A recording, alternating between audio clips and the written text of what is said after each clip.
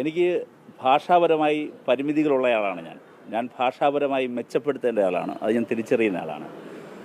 എൻ്റെ ഭാഷയുടെ പരിമിതി എൻ്റെ പ്രവർത്തനങ്ങളെ ബാധിക്കരുത് എന്നും ഉറച്ച് വിശ്വസിക്കുന്ന ഒരാളാണ് ഞാൻ.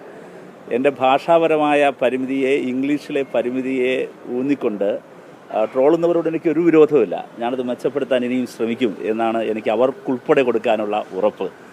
പക്ഷേ ഒരു കാര്യം, ഭാഷയല്ലല്ലോ കാര്യങ്ങൾ നിശ്ചയിക്കുന്നത്.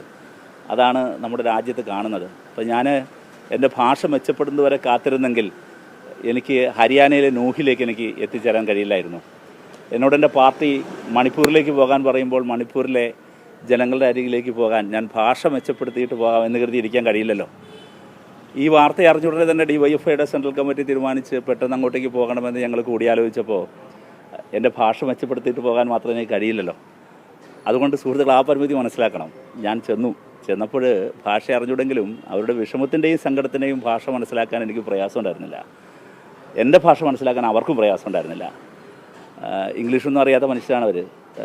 കന്നഡയിലോ ഇല്ലെങ്കിൽ വളരെ അവരുടെ റീജിയണൽ ലാംഗ്വേജ്, പ്രാദേശിക ഭാഷയിലൊക്കെ സംസാരിക്കുന്ന എല്ലാ മനുഷ്യരുടെ മുമ്പിൽ അവർ ചിലരോട് പറഞ്ഞു, ആദ്യമായിട്ടാണ് അവർ ഒരു MP അടുത്ത് കാണുന്നതെന്ന് പറഞ്ഞു. അപ്പോൾ ഇന്ത്യയിൽ ജീവിക്കുന്ന ഒരുപടി മനുഷ്യർ, ചേരികളിൽ കിടക്കുന്നവർ, ഖവാലികൾ, പാട്ടുപാടി ജീവിക്കുന്നവർ. ചിലരോട് ഞാൻ ചോദിച്ചു, എന്താ നിങ്ങളുടെ ജോലി എന്ന് ചോദിച്ചപ്പോൾ ചില അമ്മമാർ പറഞ്ഞു, ഭിക്ഷ എടുക്കലാണ് ജോലി എന്ന് പറഞ്ഞു.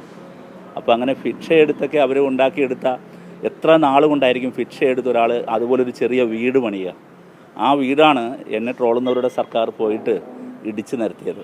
എനിക്കൊരു കാര്യം കൂടി ഓർമ്മപ്പെടുത്താനുള്ളത്, അത് അങ്ങനെ അങ്ങോട്ട് എക്സ്പോസ് ചെയ്യപ്പെട്ടിട്ടില്ല എന്ന് എനിക്ക് തോന്നുന്നു. അതുകൂടി ഇതറിഞ്ഞ് ചർച്ച ചെയ്യപ്പെടണം. ഇതിൻ്റെ ലാൻഡിൻ്റെ വാല്യൂ എത്രയായിരിക്കും നിങ്ങൾക്കറിയാമോ? ഇന്ത്യയിലെ ഏറ്റവും പ്രധാനപ്പെട്ട എയർപോർട്ടായ ബാംഗ്ലൂർ എയർപോർട്ടിൽ നിന്ന് 1/2 മണിക്കൂർ യാത്ര ചെയ്താൽ എത്താവുന്ന സ്ഥലത്താണ് ഈ ബുൾഡോസറായി നടത്തിയത്. അപ്പോൾ ഈ മനുഷ്യരെ കുടിയൊഴിപ്പിച്ച് പിടിച്ചെടുത്ത ലാൻഡ്, അതിൻ്റെ പിറകിൽ ആരായിരിക്കും? എത്ര വലിയ ശക്തികളായിരിക്കും? 2 കോളനികൾ ഒഴിക്കേണ്ട സ്ക്വയർ ഫീറ്റിന് വിലയുള്ള ബാംഗ്ലൂർ നഗരത്തിൽ ഈ വലിയ നരവേട്ട് നടത്തി മുസ്ലിം ദളിത് വിഭാഗങ്ങളെ ബുൾഡോസറായി നടത്തി അറ്റാക്ക് ചെയ്ത് മാർജിനലൈസ്ഡായ മനുഷ്യർക്ക് വേണ്ടി സംസാരിക്കാൻ, അവരെ കാണാൻ, അവരെ കേൾക്കാൻ പോകുന്നതിനിടയിൽ എൻ്റെ ഭാഷയെ മെച്ചപ്പെടുത്തി എല്ലാം ശരിയാക്കിയിട്ട് ഇതിനു വേണ്ടി ഇറങ്ങാൻ കഴിയില്ലല്ലോ. പക്ഷേ എന്തായാലും വന്ന കടുത്ത ട്രോളുകളെ പൂർണ്ണമായും ഞാനതിന് ഒരു വിരോധമില്ല. തീർച്ചയായും ഈ കല്ലേറുകൾ എൻ്റെ ഭാഷയെ മെച്ചപ്പെടുത്താൻ എന്നെ കൂടുതൽ വ്യക്തിപരമായി പ്രാപ്തനാക്കും. അത് എന്നെ കൂടുതൽ നവീകരിക്കാനും കൂടുതൽ അപ്ഡേറ്റ് ചെയ്യാനും പ്രാപ്തനാക്കും. അതിന് അവരോടും എനിക്ക് നന്ദിയുണ്ട്.